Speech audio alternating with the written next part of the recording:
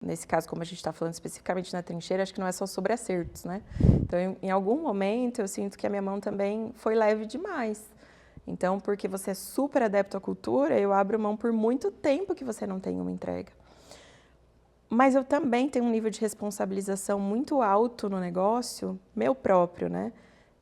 Uma autocobrança. Então, ao longo desses ciclos, eu tenho percebido assim, se você está errando, o erro não é só seu. Eu estou errando em alguma coisa. Ou eu não estou deixando clara a sua função, ou eu não revi vezes o suficiente, ou eu não te controlei vezes o suficiente, ou eu não deixei claro o momento suficiente, ou eu te coloquei no lugar errado, ou tem alguma coisa que eu não estou percebendo. Então, a demissão, eu acho que ela é sempre muito difícil para o líder, se ele entende que essa demissão, ela não é uma falha só da pessoa. Se for uma falha de processo, de resultado, tá? Porque tem falha ética que aí, né, não tem o que fazer. Mas se é uma falha de resultado, ela também expõe um pouco a nossa fraqueza, né? Ele também expõe um pouco a nossa deficiência.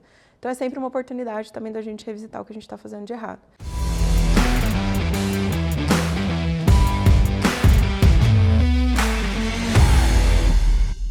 Olá, estamos de volta ao Na Trincheira, esse que é um espaço onde a gente conversa sobre assuntos relacionados à liderança, mas não numa perspectiva teórica, de imaginação ou de aspiração do que poderia ser bom, mas de fato na perspectiva de pessoas, de líderes que estão fazendo a diferença nos seus contextos. Por isso, o título desse podcast, Na Trincheira. Você que chega aqui conosco hoje, muito bem-vindo. Você que já nos acompanha há algum tempo, bem-vindo também.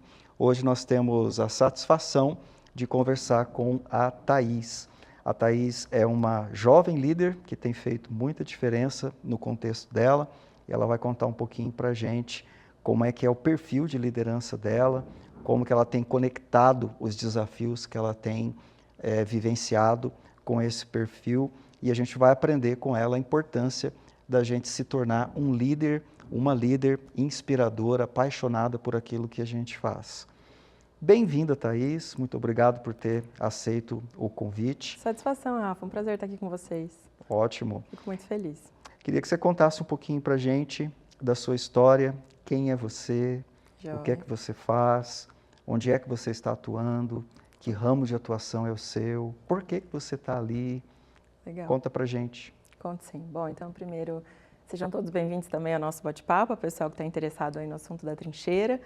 Podcast que tem agregado também bastante nessa lida e talvez trouxe uma perspectiva que talvez eu nem mesma tinha pensado, no quanto é importante talvez a gente escutar quem está colocando a mão na massa em proporções totalmente diferentes, pequenas, médias, grandes, mas que estão no dia a dia fazendo as coisas acontecerem, que experimentam mesmo a teoria aplicada Isso. E nas tentativas de 1 milhão de tentativas que a gente faz, às vezes, sobre os mesmos assuntos, né? Bom, então me chamo Thaís Ivata, eu estou na Imobiliária Silva Ivata, que é uma empresa da nossa família há 17 anos. Quando eu fui para a empresa, eu estava fazendo um intercâmbio na Austrália, já cursava administração, e na época meu pai me disse que a gente teria um setor que iria crescer, que seria o setor de lançamentos, e que eu precisava retornar para ajudá-lo a fazer essa expansão. E naquele momento, nem refutei, retornei numa quinta-feira, na segunda eu já estava na empresa, né, para entender o que seria esse novo ambiente, tinha 19 anos na época. E desde lá tem sido assim uma série de aprendizados de níveis totalmente diferentes. Relacionais, de estrutura da empresa, de funcionamento de negócios, de perspectiva de cliente, de marketing, de RH. Então, assim, a gente teve a oportunidade de olhar a empresa sempre muito 360, não só focado numa área. Tivemos sempre muita autonomia de fazer os testes e as possibilidades que a gente achava. Então, sempre pudemos ser empreendedores dentro do nosso próprio negócio. Uhum. E quando eu falo a gente, é porque junto dessa jornada está também o meu irmão. E aí, quando você me pergunta qual é o meu estilo de liderança, eu acho que após o convite do podcast, eu também fiquei muito pensativa, porque isso de alguma forma te propõe a se colocar numa caixinha. Sim. E eu imagino que eu não estou numa caixinha, até porque eu me enxergo assim 100% informação. E eu acho que enquanto a gente estiver na trincheira, enquanto a gente estiver ali no front, a gente vai estar sendo moldado. Às vezes, 2, 3 vezes por dia a gente faz uploads de coisas novas, às vezes em um mês, em um semestre, você está se transformando e está totalmente diferente. Então, eu me sinto mesmo uma pessoa apaixonada pelo que eu faço e pelas pessoas que fazem comigo. E aí, nesse sentido, eu sinto que a paixão, depois refletindo, é provavelmente uma das características que eu mais diria que se destacam quando eu penso em executar alguma coisa e quando eu proponho qualquer feedback com o time ou mesmo com pessoas externas, também é um elemento que aparece muito. Paixão, amor, dedicação. Então, são contextos que, quando eu me avalio ou quando eu também recebo outras avaliações, sempre aparecem. Então, acho que, em resumo, é isso. Legal, Thaís. Você estava com 17 anos... 19. Há 19 anos, lá no intercâmbio, né, lá na Austrália. E nos últimos 19 17 anos, agora 17, você estava com 19 e agora por 17 anos, Sim. Você recebeu um desafio, né, que o seu pai trouxe para você, para a empresa da família. Sim. E você, nos últimos 17 anos, está atuando em cima desse desafio, Exatamente. né? Só para a gente ter uma ideia, né, o que era há 17 anos atrás e o que é hoje, 17 anos depois, né? Sim. Em resumo, olhando hoje como se fosse uma fotografia, Sim. o que é que você destaca que foi construído ali de valor para a empresa, para a sociedade, para o mercado, dentro da imobiliária Silvivata? Então, o que eu sinto assim, meu pai já tinha tido uma trajetória muito longa, a empresa já está há quase 50 anos no mercado, e essa trajetória ela tinha ficado muito na aba comercial. Então, naquela época, a gente tinha mais ou menos umas 25 pessoas no total, entre administrativo e corretores. Hoje, a gente tem próximo de 130. E esse crescimento ele foi vindo por provocações nossas de abas que a gente entendeu que a gente poderia melhorar, metas que a gente poderia bater, estruturações que a gente poderia ter. Então, você imagina que naquele momento absolutamente não existia um RH. Propostas que depois eu fui sugerindo e eu mesma implementava, contratei todas as pessoas que já tiveram nesse cargo até o momento, treinei elas e fui estabelecendo quais eram os padrões, por exemplo, de recursos humanos que eu desejava. Na parte de marketing, absolutamente a mesma coisa. Numa empresa pequena como a gente tinha naquela época, a gente tinha uma agência que atendia pontualmente um momento ou outro. O que também para mim era uma dor, porque marketing é uma coisa que me brilha os olhos, eu gosto muito. Então, eu resolvi internalizar o marketing e aí começar a criar uma equipe interna nossa, que naquele momento era uma pessoa, só no marketing hoje a gente tem próximo de 10, trabalhando com todas as categorias do marketing que interferem no nosso negócio. E aí foram nessas experimentações de provocações de coisas que ou eu tinha estudado, lido, ou inserido em ambientes como do associativismo, como da Assim, diversas amizades com outros empresários mais ou menos na mesma faixa ali de começo de performance, crescimento que eu, com muito benchmarking. Então, assim, eu sinto que eu fui muito me oferecendo para possibilidades. Então, eu achava uma imobiliária grande em Belo Horizonte, mandava um e-mail, falava, você me aceita? Eu tenho 20 anos, estou começando a minha jornada, eu quero passar uns dias aí com vocês. A gente não é concorrente, né? Você está no mercado, eu estou em outro. Seria legal se você me aceitasse para eu aprender. E aí disso eu fui trazendo coisas pequenas, como às vezes um detalhe, sei lá, crachá padronizado, que a gente nem tinha, nem sonhava na época, como grandes remodelações de processo, como era enxergado uma cadeia de locação, como era enxergado uma cadeia de vendas, como se remunerava um corretor, como se faziam metas, como se propunham olhar para os indicadores. Então, esse processo foi muito construído com um monte de insight e procura, mas de uma formiguinha que existe dentro da gente de, cara, isso precisa ficar melhor. Não num pensamento absolutamente megalomaníaco de ser, assim, a coisa mais enorme do mundo, mas de ser melhor e um pouquinho mais eficiente dentro do que a gente está fazendo, sabe? E aí eu digo que também eu tive a oportunidade de colocar os meus valores enquanto visão de pessoas. Porque hoje a gente tem certificação GPTW, nenhuma imobiliária tem na região, mas também por essa minha provocação de, cara, o que vem primeiro? E para mim, resultados e pessoas têm que ocupar o mesmo nível de degrau. Porque eu sinto que a gente faz coisas de pessoas para pessoas, a gente não faz processos para processos. Então, e eu sinto que assim, o meu pai ele sempre teve essa coisa de agregar, mas não existia uma metodologia para isso, não existia um como, não existia uma progressão, não existia visões mesmo de endomarketing. Então, foi essas coisas que eu fui trazendo. E hoje eu tenho assim, uma enorme felicidade de ter pessoas que estão comigo há 16, há 15, há 14, há 10 anos, que foram pessoas que eu contratei, treinei, mudei de função, desenvolvi, que hoje são líderes e gerentes de áreas diversas, mas que foram acompanhando essa evolução desses últimos anos, para contar desse recorte do que eu vivi nos últimos 17, né? Então é mais ou menos isso. Legal. Acho que é uma trajetória de inovação, né? De fazer coisas diferentes, de arriscar, né? De ir atrás. E eu fico imaginando, Thaís, você aos 19 anos, quando começou, e todos esses anos até agora, desejando fazer, fazendo, pondo a mão na massa, executando, mas talvez algumas coisas assim novas, né, que outras pessoas não estavam acostumadas, e o novo sempre assusta um pouco, sabe? Então eu imagino que você teve algumas dificuldades para implementar todo esse trabalho. Então queria que você, se pudesse, trazer para a gente aqui quais foram as principais dificuldades que você teve quando você estava implementando essas mudanças, fazendo essas melhorias, tomando posse daquele desafio, né, que o seu pai trouxe para você, colocando a mão na massa, como a gente brinca aqui no podcast, né, sujando a unha com graxa, né, fazendo a coisa acontecer ali.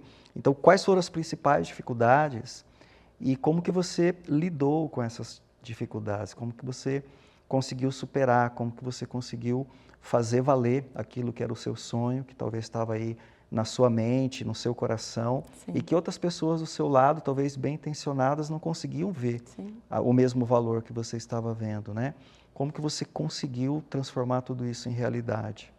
Quando a gente fala de ter um propósito e de ter um porquê, eu acho que isso também para mim é uma coisa muito clara. Então eu entendi que desde muito, assim, no começo, se eu não envolvesse as pessoas que estariam envolvidas no processo de mudança, seja lá qual fosse, para tomar uma opinião delas, para envolvê-las na situação, para a gente estudar junto uma melhoria, realmente não funcionaria. Porque assim, Rafa, eu quero puxar para um outro ponto que eu sinto assim, a Silvivata para mim é um negócio encantador, porque eu encontro paixão não só em mim, eu encontro paixão nas pessoas.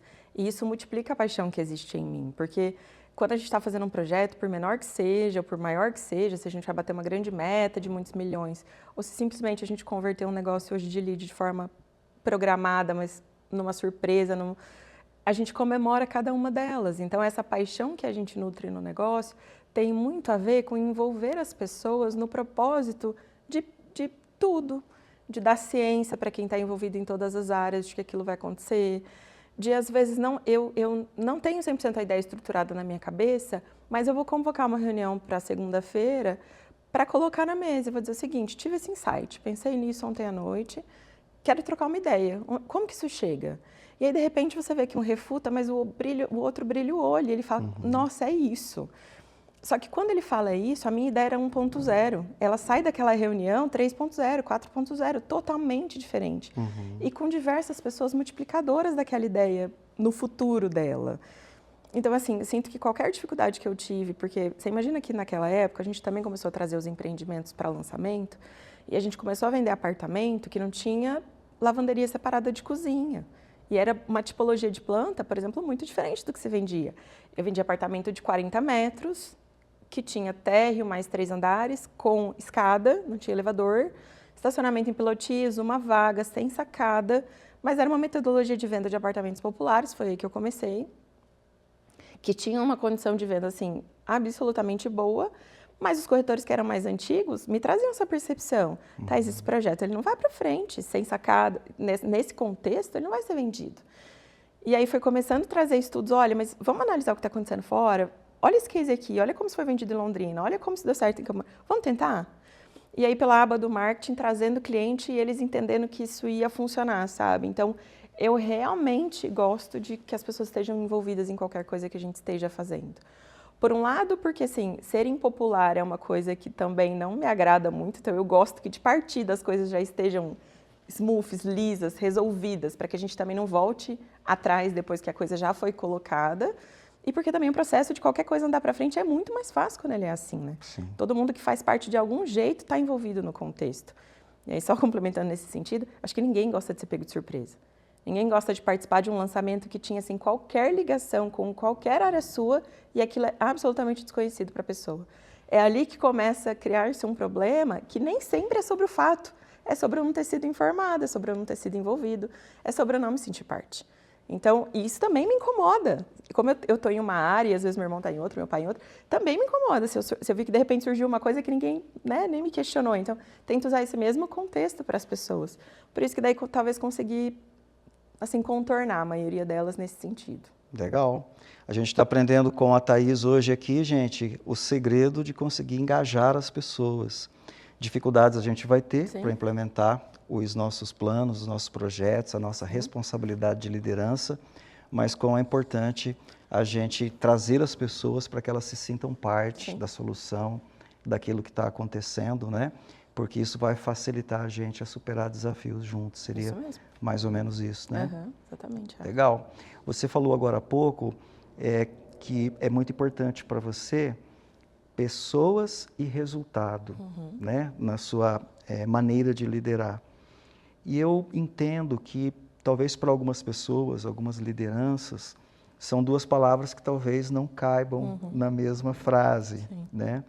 Ou é resultado, né? A despeito ou apesar das pessoas, ou então é pessoas, mas a despeito ou apesar da gente também ter que ter resultado, né?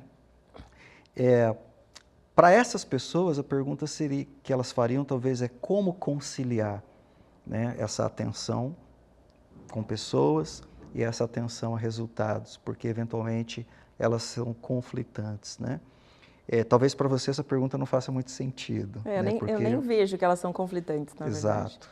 Fala um pouquinho para a gente sobre isso. Eu não consigo mesmo, Rafa, enxergar conflito entre as duas coisas, porque talvez a não ser um negócio que basicamente viva de robô, todo o meu negócio está estruturado em serviço. E a prestação do meu serviço está basicamente ligada com as pessoas. Então, é uma lógica muito clara na minha cabeça. Eu só tenho um elogio de um cliente relacionado a uma pessoa. Eu não tenho um elogio de um cliente relacionado a um processo solto. Ele passou pela interação com alguém, ele teve uma coisa dele feita e acertada através de alguém. Certo. E é eu cuidando dessa pessoa e mantendo ela feliz, porque o que eu acho engraçado é que, assim, para muitas empresas, eu, primeiro como líder, o meu CPF não interessa. E na minha empresa, a primeira decisão que eu fiz é que eu, enquanto CPF, interessava sim. Que eu ser feliz nessa jornada, interessava sim. E que as pessoas serem felizes na jornada, interessava também. Eu não tenho meu negócio para sair de lá doente. Eu não tenho meu negócio para não curtir. Eu não tenho meu negócio. E dentro do meu negócio, eu dou risada, eu danço, eu comemoro, eu choro. Então, assim, eu sou eu. Eu tenho espaço de ser eu. E tenho procurado cada vez mais deixar as pessoas terem espaço de ser elas. É lógico que numa visão muito avançada nessa questão do progresso para o lado que eu estou indo, eu tenho conseguido talvez dosar cada vez mais como você consegue ser você no melhor lugar para você performar. Porque eu acho que isso talvez seja assim o ápice da gente conseguir, né? Chamar as pessoas certas, elas estarem no contexto comprado com a cultura e aí a partir disso elas terem uma performance, né? Mas eu sinto que para ela fazer qualquer processo bem feito, para ela atender meu cliente bem atendido, para ele ser um líder que cativa as pessoas, para ele minimamente ser um colega de trabalho agradável, porque quando você entra em mundo de GPTW, por exemplo, você percebe que um bom ambiente tem um pouco a ver com a empresa e um pouco a ver com quem está ali. As outras pessoas também são ambiente para você se sentir bem. Então, como não cuidar dessas pessoas, como não olhar para elas? E que, para mim, Rafa, transcende um pouco, porque eu entro na etapa de realmente gostar. De gostar das pessoas, de gostar de quem está ali, de gostar de comemorar, de bater uma meta junto, de viver o que a gente vive lá em conjunto. Porque o meu coração bate muito forte dentro do nosso propósito. Para muitas pessoas pode não servir, tá? Já passaram pela nossa esteira pessoas que estão muito resultados. Absolutamente ligado por resultados. Então, nem da nossa metodologia essa pessoa vai gostar. Entendi. Ela não vai se adequar. Porque para a gente não é sobre isso o tempo todo. Entendi. É sobre esforço, é sobre estar comprado no negócio e também uma entrega de resultado. Mas não significa que você não bateu um mês e aí você simplesmente está fora. Ou que meu jogo vai ser sempre de te colocar a faca no pescoço, porque eu acho que no meu time ninguém se sente assim. É muito pelo contrário, é um sentimento de ameaça, de não... Cara, eu não quero decepcionar, eu não quero deixar essa bola cair, porque eu sei que ela está super empolgada com esse projeto e que a gente está super nesse projeto, mas não porque eu tenho medo de amanhã ser chamada na RH e ser mandada embora, sabe? Então, para mim, ele tem, assim, total conexão e eu acho que a gente só consegue minimamente realizar o que a gente realiza hoje porque a gente tem um time junto e porque trabalho em time para a gente é super importante. E quando a pessoa não entrega resultado, como é? Então, aí também eu acho que é um processo de melhora que a gente tem cada vez colocado, porque assim, nesse caso, como a gente está falando especificamente na trincheira, acho que não é só sobre acertos, né? Então, em algum momento, eu sinto que a minha mão também foi leve demais. Então, porque você é super adepto à cultura, eu abro mão por muito tempo que você não tem uma entrega. Mas eu também tenho um nível de responsabilização muito alto no negócio, meu próprio, né? Uma autocobrança. Então, ao longo desses ciclos, eu tenho percebido assim, se você está errando, o erro não é só seu. Eu estou errando em alguma coisa. Ou eu não estou deixando clara a sua função, ou eu não revi vezes o suficiente, ou eu não te controlei vezes o suficiente, ou eu não deixei claro o momento suficiente, ou eu te coloquei no lugar errado, ou tem alguma coisa que eu não estou percebendo. Então, a demissão, eu acho que ela é sempre muito difícil para o líder, se ele entende que essa demissão, ela não é uma falha só da pessoa. Se for uma falha de processo de resultado, tá? Porque tem falha ética que aí, né, não tem o que fazer. Mas se é uma falha de resultado, ela também expõe um pouco a nossa fraqueza, né? Ele também expõe um pouco a nossa deficiência. Então, é sempre uma oportunidade também da gente revisitar o que a gente está fazendo de errado. Mas se chegar num ponto que não tem como, faço uma demissão, né, que precisa ser feita, adio mais do que eu deveria às vezes, mas chego no ponto de fazer, mas sempre com aprendizado, assim. Eu falo que uma coisa nunca me baqueia mais de um dia. Eu fico muito chateada naquele dia, mas no outro dia eu acordo e falo, cara, posso ter feito uma coisa errada. Esse processo pode não ter dado certo, mas o próximo nós vamos fazer certo. Quem está envolvido com isso aqui? Próxima vez nós vamos fazer isso daqui dar certo. E aí essa motivação de falar, cara, agora nós vamos acertar. E o acertar nem sempre também é um 100, né? Porque às vezes você descobre que dá para acertar muito mais, às vezes até do que você tinha mapeado, né? Sim. Conforme você vai entrando no processo, mastigando ele, você vai vendo que sempre tem oportunidade de melhorar alguma coisa, né? Você já se frustrou mais com pessoas ou com processos que aconteceram e que não geraram o que precisava ter acontecido? Com pessoas, né? Não tem jeito, porque assim, em algum ponto eu te admito que meu coração está no negócio. Então, da mesma forma que eu coloco ele, quando ele retorna, ele me fere. Então, quando eu retorno em, né, algum furo de ética que a gente acabou tendo e que ele é descoberto, ele é uma grande decepção para mim. É uma coisa mais difícil de elaborar do que especificamente um processo que não deu certo, né? Uma meta que eventualmente a gente não bate, um processo que não deu certo, um ciclo que furou. Eu acho que eu vou mais nessa vibe aí, de, tipo, tá, amanhã é outro dia. Eu acho que eu enxergo um ciclo de perenidade muito grande, né? Como eu já entrei numa empresa que já tinha muitos anos e ela tem muitos anos, eu não enxergo também que eu tenho uma pressa que as coisas aconteçam amanhã. Eu sei que elas vão mudar de ciclo e elas vão melhorando e as coisas vão crescendo organicamente. Acho que a gente tem muito uma vibe de perenidade, assim, de não querer que amanhã as coisas acabem. A gente ainda tem muito ciclo para cumprir. Confiar no processo, se estamos fazendo a coisa que deveria ser feita. Sim, exatamente. Legal. E você está falando sobre essa questão dessa sua visão, né? Uhum. É conectada a propósitos, a pessoas, a resultados que são entregues por meio de pessoas que são bem cuidadas. Sim. E essas pessoas têm um senso de time, essas pessoas têm um senso de que a responsabilidade também é delas, né? De que elas estão engajadas, que elas são parte da solução. Sim. Que uma está lutando pela outra, sim. Quase que como se esse time estivesse numa trincheira. Exatamente. Junto, ombro um lutando pelo outro, sim. Ombro a ombro, né? Para poder vencer uma missão juntos. Sim. E aí eu fico pensando assim, da onde veio tudo isso, Thaís? Porque você, jovem, aos 19 anos, né, recebeu essa missão e começou a trabalhar naquilo que você acredita e sim. Construindo todas essas coisas. O que te constituiu com essa visão de mundo, você acha? Eu acho que assim, tem um pouco começa na gente entender a empresa como um sexto elemento, né? Somos meu pai e a mãe, eu tenho 2 irmãos, então somos em 5. E a empresa sempre esteve envolvida em diversas conversas, desde que a gente é muito novo. Então, a gente sempre sentiu uma proximidade, é como se existisse realmente algo concreto ali e não só um negócio. Então, o amor pelo que a gente faz, e assim, por eu saber que tudo que foi feito ali pelo meu pai foi o que nos trouxe tudo que a gente tem na vida, tudo que a gente teve de possibilidade, então me faz ficar mais grata ainda por tudo que aquilo representa. E depois porque eu tenho uma coisa muito forte em mim de trabalho em time. Então, foi assim quando eu fui presidente do Copegem, ou mesmo em outros momentos quando eu era mais jovem, sempre buscando esse lugar de liderança, porque isso me nutre de uma forma que é, assim, transcendental do meu ser, o trabalho em time. O Copegem é um órgão da ACIM. É, o Conselho do Jovem Empresário.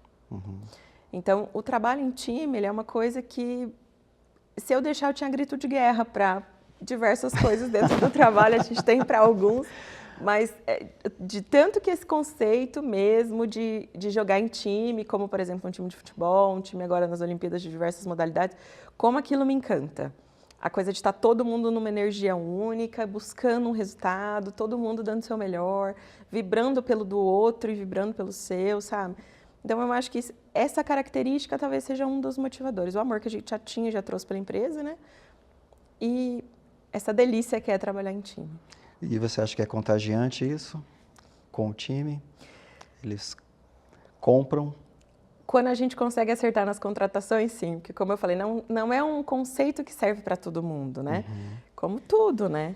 Então, para quem esse conceito faz diferença e quem consegue embarcar com os valores que a gente tem, né? Que entram nesse jogo, aí faz muita diferença. Aí a gente comemora as micro vitórias, a gente está fazendo uma implantação de sistema e eu tô vendo que o negócio está andando bem, então eu me emociono, e eu mando, né, minha comunicação com eles é, gente, está ficando lindo, nós estamos fazendo um processo maravilhoso.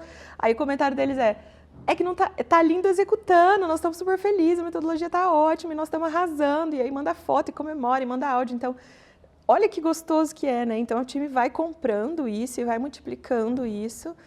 E aí esse conceito de celebração também vai ficando uma coisa cada vez mais forte, nossa, de celebrar as pequenas conquistas e as grandes. Então eu acho sim que a gente consegue passar e a gente consegue transferir. Legal, Thaís. Obrigado pela aula que você está dando para a gente aí, né? Imagina. Sobre como liderar com o coração. E você usou uma expressão aí, quando a gente acerta na contratação. Às vezes a gente pode errar na contratação, né? Absolutamente. Mas a gente não quer errar, a gente quer acertar na contratação. Então, quando você vai contratar, tentando acertar, o que é que você olha? O que é importante para você? Quais são os itens, as características? Onde que está o teu olhar para tentar acertar na contratação? Não dá para sair um pouco assim do clichê de que, obviamente, a gente vai olhar uma parte técnica, né? Algum tipo de relação com o que é aquele trabalho, mas também muito num olhar de se a pessoa vai conseguir absorver essa cultura e se essa cultura tem senso para ela. E eu tenho diversos insights também de perguntas que a gente vai colocar no RH, porque também ao longo desse caminho eu fui percebendo que quanto mais madura emocionalmente uma pessoa é, quanto mais preparada emocionalmente ela está, melhor e mais longínqua é a trajetória dela numa empresa. Porque, em geral, o motivo de uma pessoa querer sair também é alguma desavença, é alguma questão com o líder, é alguma coisa que ela não consegue falar.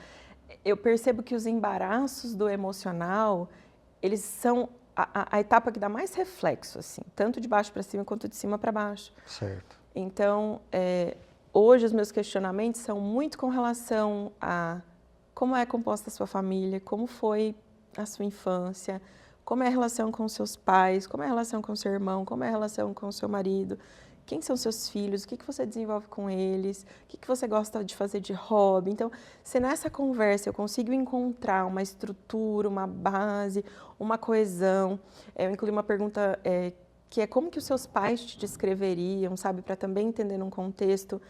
Se eu tanto consigo enxergar a visão que meu pai e minha mãe têm de mim, quanto o que é esse valor, porque das pessoas que mais me conhecem, mais importam que eu realmente tenho. Então, é isso. E já faz um ano e pouquinho, que agora para todos os funcionários a gente paga terapia. Então, eles têm uma terapia paga pela empresa, que eles podem fazer em horário de trabalho, fisicamente mesmo.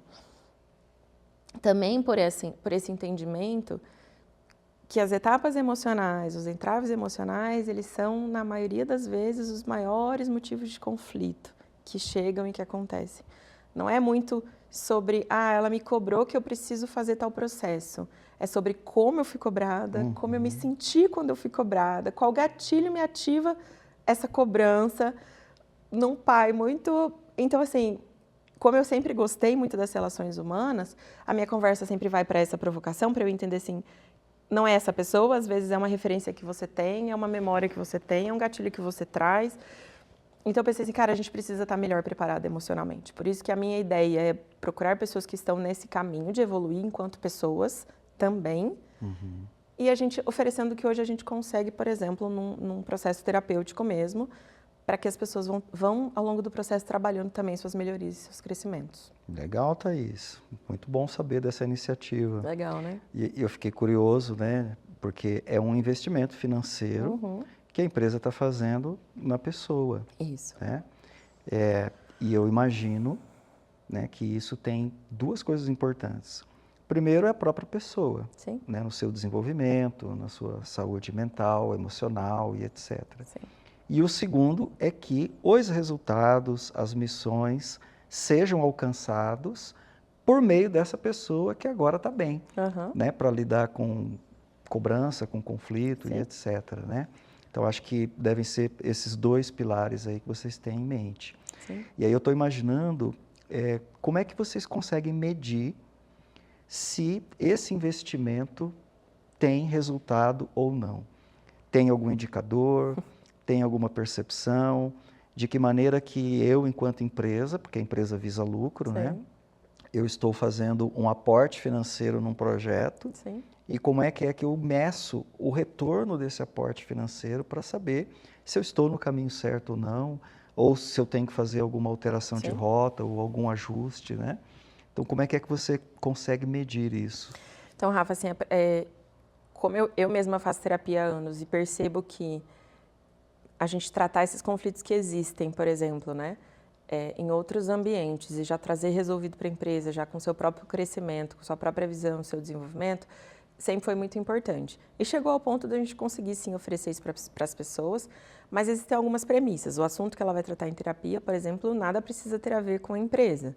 A gente não tem nenhum relato das psicólogas que os atendem, então é uma relação entre terapeuta e pessoa. A pessoa pode estar tratando um conflito dela de infância e ficar naquilo ali por anos e não tem nada que a gente precise questionar nesse sentido. Mas como que a gente tem feito uma mínima mensuração? Enquanto RH, a gente percebeu um nível de conflitos muito reduzido, assim, a gente diminuiu muito o nível de conflitos que existiam, dessas pequenas entreveros que acontecem, e a gente tem feito questionários com eles mesmos para eles trazerem. Olha, fizemos um inicial, já fizemos alguns intermediários para entender assim, me diga você estava no A, você foi para o B? Ou você minimamente está enxergando que você está indo para o B? Se sim, esse é o indicador que a gente tem usado. Está servindo para você? Está sendo produtivo? Está te trazendo algum ganho? Sim. Então, é nesse caminho que a gente entende. E os ciclos, eles são muito diferentes. Tem pessoas que em 2, 3 terapias trazem relatos de, cara, desbloqueei um negócio de muito tempo. Mas tem gente que vai ficar nesse processo por muito tempo. E tá tudo bem, desde que a gente consiga enxergar numa média de que está servindo, de que está sendo um projeto legal e que as pessoas estão, sim, se desenvolvendo, que para elas está fazendo sentido. Então, acho que até o olhar que a gente conseguiu ter, essa foi a única métrica que a gente conseguiu chegar até o momento. Legal. Você me deu a ideia aqui de fazer uma pergunta para você, tá? Mas ela vem de algo que você falou. Você falou que quando você entrevista alguém, você pergunta para a pessoa como que os seus pais descreveriam você. Sim. Né? Então, eu vou usar desse recurso com você mesma. Tá bom. Como que os seus liderados descrevem você? Rafa, e recentemente, acho que faz uns 2 meses, eu abri um questionário justamente porque eu estava com essa dúvida, sabe? Eu acho que eu vivi um ciclo muito forte de muitos anos antes da maternidade, onde minhas horas de trabalho eram, assim, exorbitantes, a minha dedicação era praticamente essa. Depois, quando a maternidade chegou, eu tive um leve afastamento do trabalho e no retorno eu me encontrei outra pessoa, com outras ideias, com melhorias, mas também com uma nova necessidade de me conectar com tudo que já tinha andado, de pegar um novo caminho e de entender que talvez agora eu valorize algumas outras coisas. Então, eu senti um chamado há uns meses de falar assim, cara, sabe, deixa eu escutar.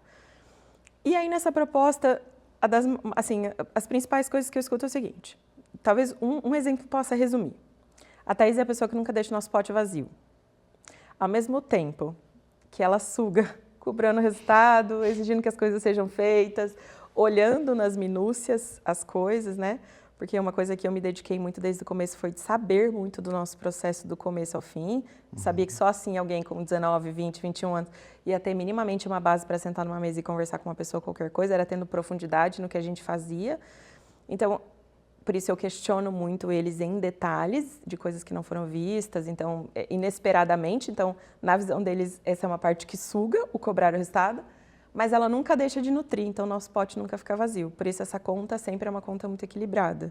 Então, esse exemplo eu achei ele muito legal e fiquei muito feliz com ele, muito grata, porque eu acho que é esse equilíbrio que, de novo, me traz aquela visão. Então, sim, eu consigo cumprir uma etapa de olhar para o resultado e de olhar para a pessoa, né?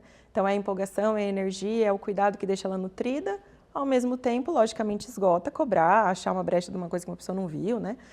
Mas, talvez, isso seja uma coisa que me deixou impactada, assim, foi um feedback legal. Que legal, legal mesmo. Você que está nos acompanhando aí, será que os seus líderes, seus liderados se posicionariam, né? Você que é líder, será que você também pode dizer, é uma pessoa que cobra resultado, mas que nunca deixa o nosso potinho vazio, né? Essa dimensão de troca aí bem legal, viu, Thaís? Sim. E não que a gente não tenha ouvido feedback negativo, que a gente puxa isso também, né? O que a gente pode melhorar? Então, se em algum momento você for puxar seus liderados escutar, né, coisas que a gente escute o que é positivo e que a gente escute também o que a gente tem que melhorar, né? Melhorar então, sempre. Para que a gente não ouça uma vertente só, né? A gente saiba também que caminho que a gente pode fazer para evoluir. Legal, Thaís. Você falou também que você treinou pessoas, né? Então, tudo que você fez através de pessoas, mas você foi trazendo capacitações, treinamentos, explicações, né? E queria que você falasse para a gente como você faz para desenvolver competências com seus liderados. Que critérios você usa? Sim. Como é que você mapeia as competências que precisam ser desenvolvidas? Como é que você constrói uma trajetória de desenvolvimento? Como que você acompanha se esse desenvolvimento está acontecendo ou não? Como que você conecta essa necessidade de desenvolvimento para a pessoa, de maneira que ela entenda que faz sentido para ela, para a carreira dela, para a jornada dela, não apenas por causa do resultado, mas também por causa da própria pessoa, né? Então, como que você amarra essas pontas todas, né, para fazer desenvolvimento de competências dos seus liderados e que case talvez você pudesse trazer nesse sentido aqui para a gente e para a audiência que nos acompanha? Eu enxergo assim, desde aquele começo, ficou na minha etapa treinar praticamente todo mundo que entrava, então naquela época eu fazia treinamento inicial até dos corretores, uma semana de treinamento, sobretudo financiamento, cálculos, enfim, todas as coisas que existiam. Naquele momento eu já tinha ideia de prova, porque daí nesse caso também sou meio professora. Então eu colocava a prova em cada etapa, corrigir, para a gente poder chegar no indicador, medir, né, ali nível de aprendizagem. Depois, quando fui formando mais time administrativo, de gerente, eu fui entendendo que talvez a principal competência que eu precisaria e gostaria de formar e desenvolver é a da visão de dono. Mas não a visão de dono no sentido de, porque eu quero ser assim. Mas como eu talvez te ensino a ter uma visão mais 360 do que você está enxergando, sabe? Se você está vendo uma coisa menor, vamos tentar enxergar como que isso impacta o todo, sabe? E aí eu acho que nesse caso, talvez até meio sem técnica, mas mais numa coisa ali do feeling do que foi acontecendo, a gente foi entendendo as pessoas que eram assim um núcleo duro, as pessoas que eram nosso núcleo alfa lá, as pessoas que já estavam com muito fit cultural. E aí foi trazendo elas para mais vivências próximas da gente e dividindo às vezes decisões que não tinham relação com a área delas, mas convidando elas para participar, para que essa cabeça pudesse ficar expandida, sabe? E eu acho que isso foi uma coisa que trouxe muito crescimento para boa parte do time. Conseguir enxergar o todo e estar envolvido em coisas que nem eram dela, mas ela ter oportunidade de falar, ou mesmo de entender que mecanismo estava sendo usado para aquela tomada de decisão. Por que as pessoas tinham pensado desse jeito? Nossa, agora eu entendo por que isso foi assim. Porque eu participei de todo esse processo de construção, mesmo como só ouvinte ou participando. Mas aí, depois, quando a gente vai especificamente para a parte de metodologia, eu acho que aí a gente vai para a cartilha. Então, abre-se lá um Excel, vamos entender quais são as suas funções, do que dela você está fazendo legal, o que está faltando dessas competências, né? Isso aqui que você não está fazendo legal, como que a gente consegue desenvolver, como é que eu melhoro seu indicador, fraciono ele mais para que você consiga enxergar com um pouquinho mais de domínio ali o que você está fazendo e que pilotagem que você faz para acertar um pouco mais. Então, eu acho que é muito nesse sentido. E aí, contratando treinamento, levando para fora, trazendo para dentro, né? Fazendo grupos. Eu gosto muito também, nesse meio tempo, eu fui fazendo muito grupo interno de case. Falou, vamos fazer um case? Eu vou pegar vários problemas que acontecem aqui, nós vamos discutir em conjunto o que a gente faria. E vamos pensar melhorias, e vamos dar ideias de outras áreas.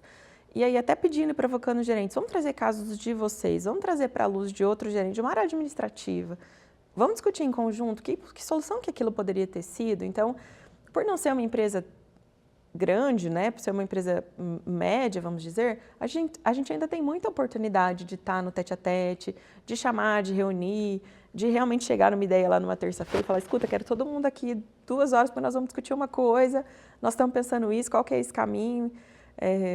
E aí isso trazer talvez um conceito, um aprendizado que nem sempre é uma habilidade específica, mas talvez está nesse drive aí de olhar um pouco mais macro, de questionar as coisas, de entender o contexto maior. Acho que é isso. Legal, muito bom, maravilha. Ajuda muito a gente aqui, ajuda muito a nossa audiência a fazer esses mapeamentos também. E eu também fiquei curioso com a questão de formação de sucessores, porque eu imagino que essa deve ter sido aí um dos desafios que você teve, né? E talvez ainda tenha. Porque você se envolveu com várias áreas diferentes, você estruturou várias áreas diferentes, teve uma série de iniciativas ali dentro da imobiliária e com certeza não consegue dar conta de tudo. Sim, não. Né? Então você muito provavelmente precisou formar pessoas para assumir posições ali de liderança para substituir aquele trabalho que você iniciou, que você deu cadência. Né?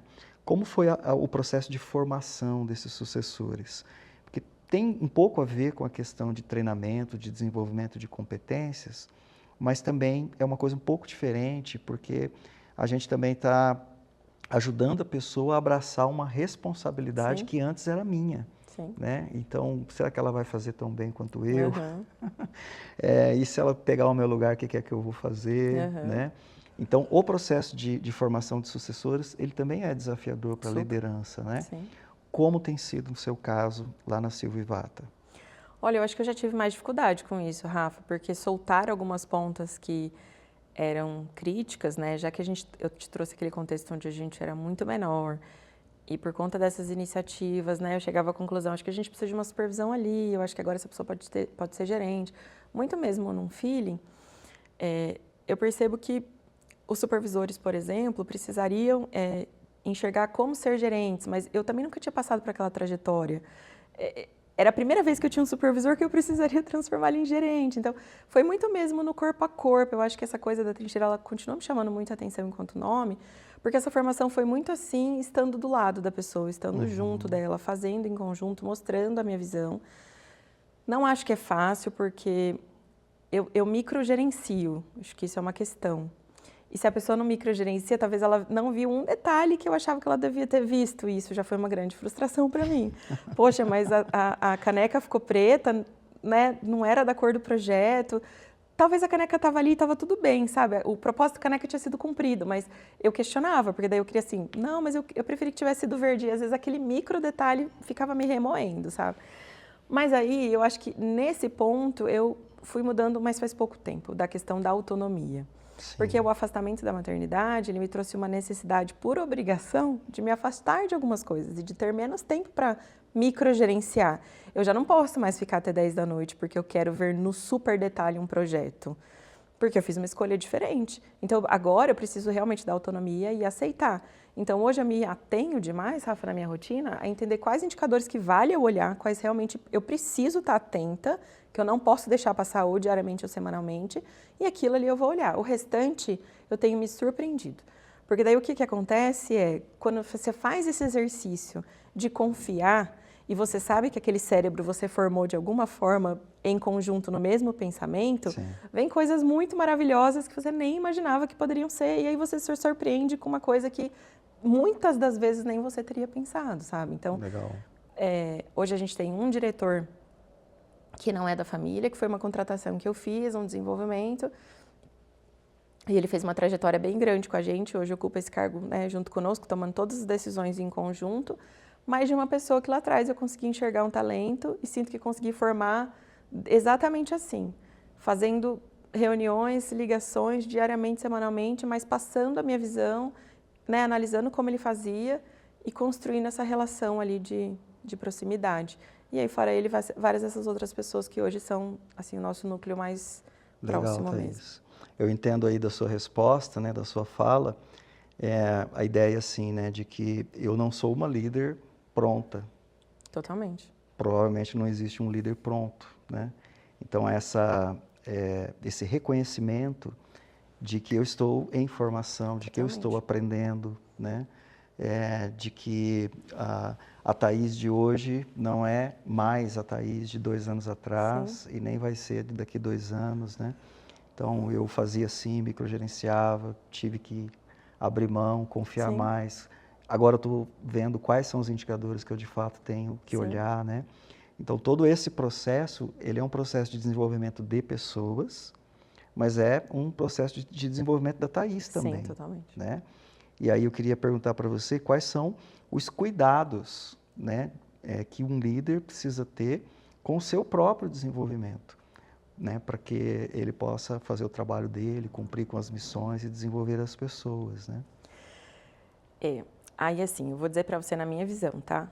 Os líderes que eu sinto que são mais completos nessa balança de olhar pessoas e resultados são os que têm mais nível de autoconsciência, de saber quem eu sou, quais são as minhas limitações, o que eu quero, né? Então, por isso que eu acho que nesse processo, para muitas pessoas, a terapia é um dos caminhos, porque é um lugar de eu realmente me conhecer, entender o que faz sentido para mim.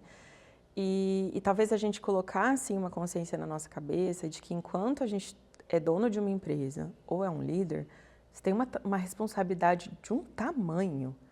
Quantas pessoas, quantas famílias estão todos os dias depositando as energias, as forças no que você pensa, numa decisão que você toma, num caminho que você aponta. Então, por isso que a gente tem que ter um nível assim de humildade e até de proximidade com as pessoas, porque, cara, a gente não vai acertar sempre, a gente erra diversas vezes e a gente precisa reconhecer que a gente erra e a gente precisa se olhar e mostrar isso para o time. Eu não acerto sempre. E se você estiver vendo que eu estou indo no caminho errado, seja a primeira pessoa a levantar a mão, porque isso vai ajudar pra caramba. Mas aí volta para a autoconsciência, né? Porque em que lugar eu coloco meu ego, né? Em que lugar eu coloco, eu consigo sair desse pedestal, né? De achar que é um lugar perene ou é uma situação que precisa ser preservada. Em que lugar eu quero que as pessoas fiquem só dizendo o que eu quero que elas falem, né? Que elas falem. Então, eu acho que é esse lugar que a gente precisa se desenvolver, além das habilidades de, cara, se tiver a oportunidade de fazer os melhores cursos possíveis, ir para as maiores capitais, né, se desenvolver, porque isso também é drive, você volta com insight, às vezes, meu Deus, a gente não sabia o rumo, agora a gente sabe, nós vamos para esse caminho e isso aqui eu, né, ou me atualizei, sei que em São Paulo está sendo feito de um outro jeito, é assim que a gente vai seguir aqui, mas mais do que tudo, porque eu continuo sustentando o meu discurso da paixão, do amor, do propósito. Então, conectado com isso, antes de tudo, é eu ter autoconsciência de quem eu sou, do que eu quero fazer aqui, do que eu vim fazer aqui nessa empresa, nesse lugar, qual que é a minha meta aqui, qual que é a minha missão aqui, e outra, que diferença que eu estou fazendo aqui. Porque eu acho que a gente coloca pouco Deus e pouco eu no nosso negócio. E se um negócio não pertence a Deus, eu acho que não tem sentido também. Sabe? Então, que propósito enquanto pessoa estou realizando ali? E se eu estou sendo mal com as pessoas, com os meus funcionários, eu não estou sendo um ser do bem. Né? Então, quanta coisa está envolvida nesse papel, quanta coisa está envolvida nesse lugar. E o quanto a gente precisa tomar conhecimento do nível da responsabilidade que a gente tem quando Deus nos dá a possibilidade de estar nesse lugar. Porque eu sou muito grata, porque de alguma forma Deus me capacitou para que eu ocupasse esse lugar. E que eu tivesse um papel, e que eu tivesse uma consequência do que eu faço. E eu me nutro dele, e eu também nunca me canso, e eu também tenho esse pote que eu mesma encho muitas vezes, ou eles enchem por mim, porque eu também me sinto muito nutrida por tudo que acontece lá dentro. Mas eu acho que é isso, o líder, eu sinto que a gente fala pouco disso. A gente fala muito sobre livros, sobre métodos, sobre resultado, e a gente fala pouco sobre quem são essas pessoas, e que eu gosto muito de fazer isso aqui, que eu estou fazendo isso aqui porque eu quero, porque eu gosto, porque eu amo, que faz sentido para mim e porque Deus me colocou nesse lugar e eu vou fazer bem feito. Que legal, Thaís. Muito obrigado por compartilhar da sua experiência com a gente. Obrigada a vocês. Ouvindo você aqui, eu fico imaginando que deve ser uma delícia ser liderado seu, trabalhar com você.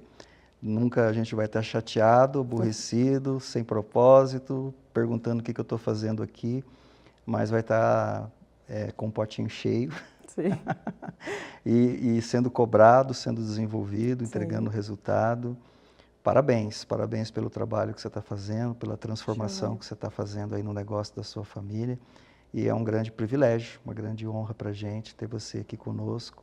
E a maneira como você fala, tão apaixonada, né, tão inspiradora, ajuda muito a gente a se avaliar também.